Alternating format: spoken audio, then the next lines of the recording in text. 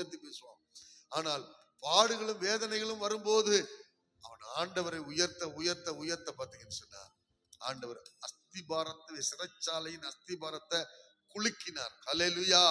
உங்க சிறையிருப்ப குலுக்கணுமா? ரொம்ப வேதனையான நேரத்துல துதிங்க. கர்த்தரை நான் எக்காலத்திலும் துதிப்பேன். அவர் துதி இன்பமானாலும் சரி துன்பமானாலும் சரி எக்காலத்திலும் என் வாயில் இருக்கும் என்று சொன்னார். நான் கேட்கிறோம், மறந்து போயிடும். கேட்கிறோம், மறந்து போயிடும். அடுத்து துதியால் அசைவு எங்க? அதாவது உன் பலத்துக்கு மிஞ்சினவைகளை அசைக்கக்கூடிய பலன் எங்க இருக்குன்னா துதியில தான் இருக்கு. அல்லேலூயா. சிறையிருப்பு அப்படிதான். உங்களால வெளியவே வர முடியாது. கர்த்தர் விடுதலை செஞ்சாதான். முதல்ல உங்க சத்தத்திலே விடுதலை. ஆனா அடுத்தடுத்தலாம் பார்த்தோம் பார்த்தீங்களா, அது கர்த்தர் பாதம் அங்க நிக்கணும்.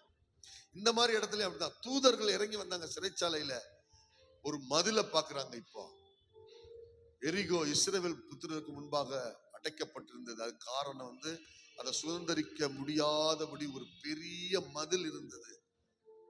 கடினமான சுவர், மனுஷ பலத்தினால இடிக்க முடியாத ஒரு சுவர் இருந்தது. அதற்கு ஆண்டவர் பயன்படுத்த சொன்னது துதியை உபயோகிக்க சொன்னார். ஹல்லேலூயா. துதிக்க துதிக்க என்ன நடக்குன்னா, துதிகளின் மத்தியில வாசம் செய்கிறவர் தூதர்களோடு அந்த மதிலினுடைய பலத்தை எல்லாம் மனிதர்களுடைய கண்களுக்கு முன்பாக ஏற்கனவே பலனிழக்க செய்து விட்டார். இவங்க துதிச்சு முடிச்ச உடனே அந்த மதில் அப்படி பூமிக்குள்ள போனதுன்னு சரித்திரம் சொல்லுது. அந்த மதுல ஒரு பகுதி மாத்திரம் இடிஞ்சு விழல. எங்க தெரியுமா? ராகா பேசி தங்கி இருந்த அந்த பகுதி மாத்திரம் வீடோட இடியாம இருந்திருக்கு. மத்த எல்லாம் ஆண்டவர் இடிச்சு போட்டார். அல்லேலூயா. உன் பலத்திற்கு மிஞ்சினவைகள் மேலே அசைவை உண்டாக்க நீ என்ன செய்யணும்னா துதிக்கணும். உன்னை கட்டி வைத்திருக்கிற சிறையிருப்பின் கட்டுகள் உடைய நீ துதிக்கணும். மூணாவது, பரலோகத்தையே அசைக்கிறவர்களா நாம் இருக்க வேண்டும். ஹல்லேலூயா. சேராபீன்கள் சேனைகளின் தேவனாகிய கர்த்தர் பரிசுத்தர் பரிசுத்தர் துதிக்க பரலோக வாசல்ல புகை எழும்பி அந்த வாசல்கள் எல்லாம் அசைந்ததுன்னு சொல்லி நம்ம பார்க்கிறோம். எத்தனை காரியம் சொல்லி கொடுத்துருக்கேன் சொல்லுங்க.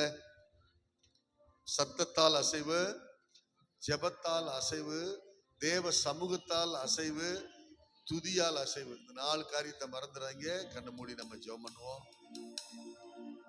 பிதாவே, நீங்க கொடுத்த வார்த்தையை நான் கொடுத்துட்டேன்ப்பா. எதை போட்டீங்களோ அதை நான் கொடுத்துட்டேன்.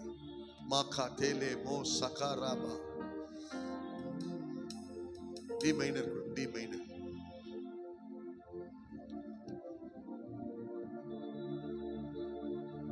அக்கினியாய் இறங்கிடுமே அக்னி நாவா